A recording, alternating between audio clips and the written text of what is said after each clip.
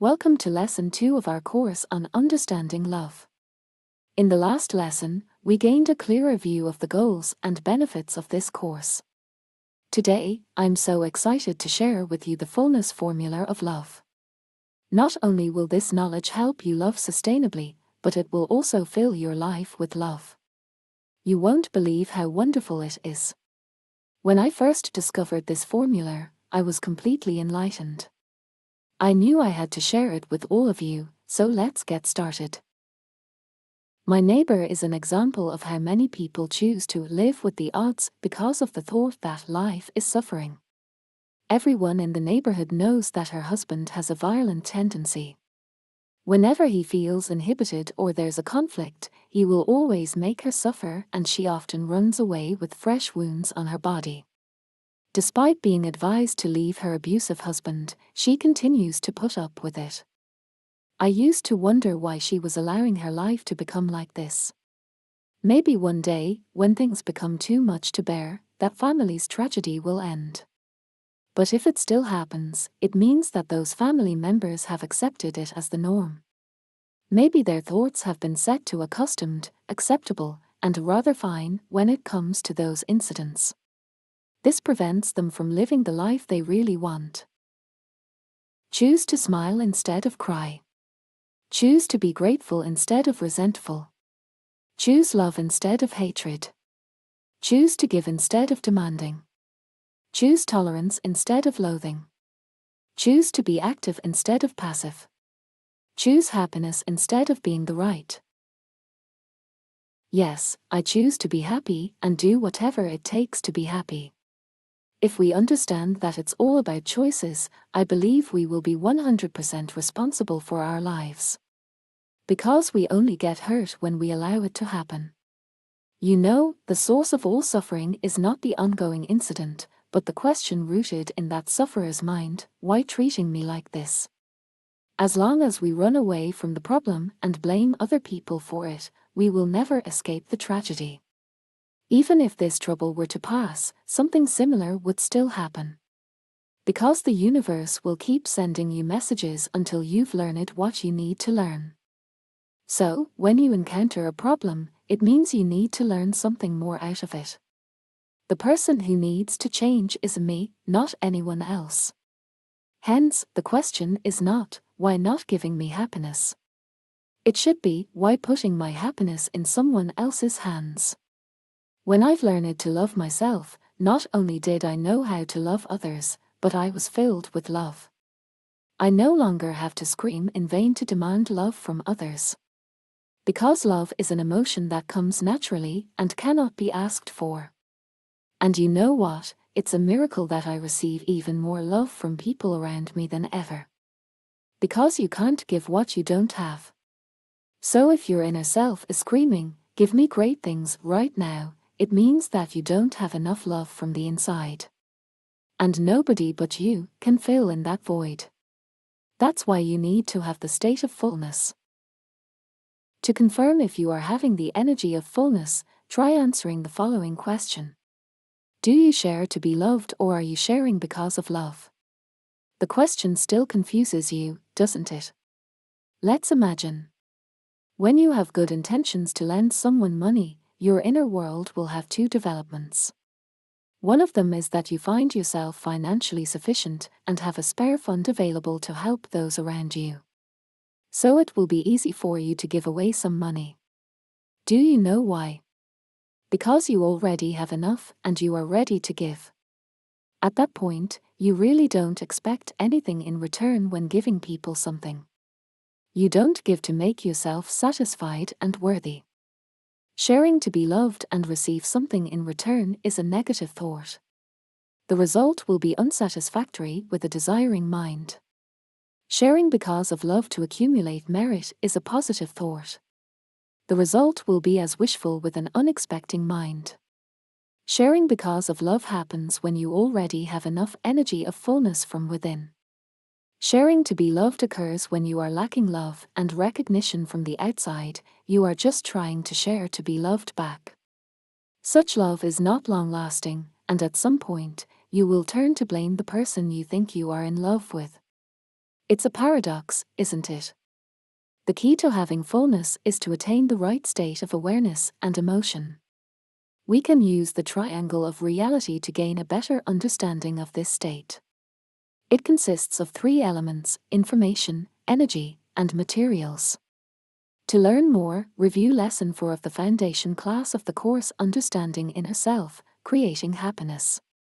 The information of fullness is being aware and feeling inner peace without clinging to needs and desires.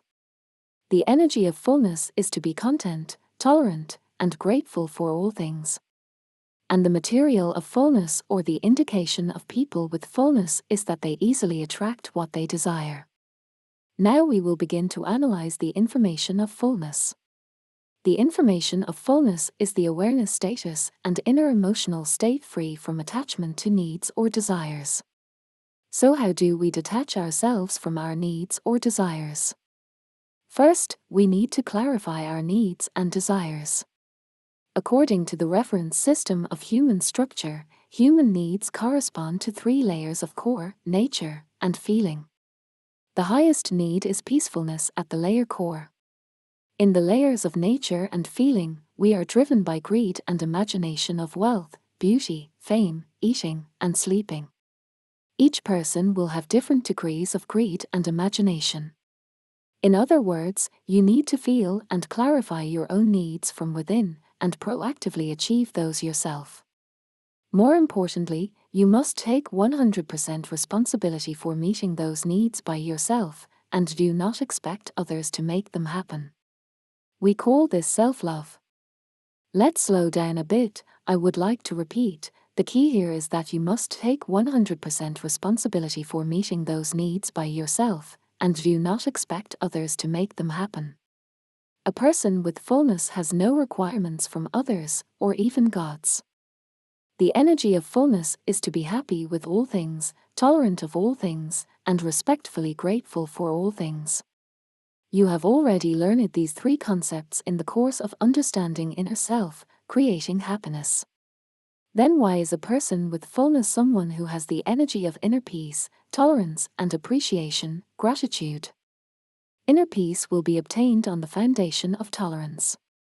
Tolerance will be generated on the basis of appreciation and gratitude. These 3 elements will inherit one another. So we will begin to build the energy of fullness starting from the foundation of appreciation and gratitude. But why do we have to have appreciation and gratitude to achieve fullness? You may have heard the saying that people only appreciate the things they've lost. That's because we often take what we have for granted.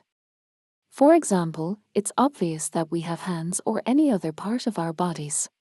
We often don't take them seriously until accidents happen that cause them damage or loss. If you regularly look at yourself, appreciate what you have, and take note of what you have or have done, then the obviousness will disappear. When it disappears, you will find that you have a lot of precious things such as yourself, material things, feelings, and relationships. Then you will stop your greed and imagination, or screaming for things that come from the outside. For example, if you appreciate the skin you have, you will focus on caring for and cherishing it more from the inside. It means you will take more care of your skin health instead of imagining and chasing for a brighter, smoother, and nicer skin like the models on the billboards at all costs. The focus of the fullness energy is to remove the obviousness. Therefore, from now on, start to self-reflect, look at yourself in the mirror every day, and observe things you have and people around you. Do you find yourself, what you have, and the people around you wonderful? Do you consider yourself lucky to have all of these? If so, congratulations to you because you've touched the energy of fullness. The material of fullness is the indication of people that can attract what they desire. When there is enough information and energy, the material will change. In other words, if you have perfected the information and energy angles of fullness, the materials will change. It means you will be able to attract what you want, even when you do not have enough resources to achieve it. How do people with inner fullness attract what they want even when they do not have enough resources? If you still have doubts, we will analyze and clarify this together. We have learned in the course of understanding inner self creating happiness that when we have a wish or desire for something in mind, it basically already exists in our subconscious. In other words, it has been prescribed in our total karma, including total intellectual karma, condition karma, and effect karma. What you want is the effect karma in the total karma, but it has not yet been shown. If you can manage your inner electromagnetic vibrational frequency towards the yang, or the positive energy, then somehow you can activate intellectual karma and condition karma to help achieve the effect karma that you desire. To stimulate intellectual karma, you must clarify what you want through training and practicing through your daily hearing, seeing, saying, and knowing. You can apply the root cause formula of life and the triangle of reality to practice this. In other words, if we want to change the external results, we must change the mental image and clarify the information angle of the reality we want to achieve. The inner image will determine the outcome and the outside world. That is to say, changing your mental image will change your life. To stimulate condition karma, you need to treat everyone around you with a mental state of peacefulness, tolerance, and gratitude. It will make more people come to help you accomplish what you want. In Buddhist terms, you must accumulate merit and virtue. You may have noticed that the way you stimulate the above intellectual karma and condition karma is the same way as you clarify what you want and actively respond to your need, as well as cultivate a mental state of peacefulness, tolerance, and gratitude in the reality triangle of fullness. Then the desired effect karma will bloom faster. That is also the magic of the full state, and it explains why people with fullness from within will attract desired things. You also need to note that having a wish in mind differs from desire for something. Having a wish in mind for something means you want it with an inherent full mental state. It would still be fine if the current results are not as expected. Desiring for something is wanting it so badly that you will be extremely disappointed and resentful if you don't get it. Therefore, you should have a wish in mind rather than desire for it. Our lesson about the full formula of love is over. Thank you very much for taking the time to absorb this knowledge.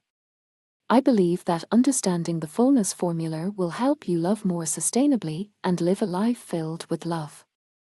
It's unimaginably magnificent. If you also have the same feeling, let's join hands to spread this knowledge with your friends.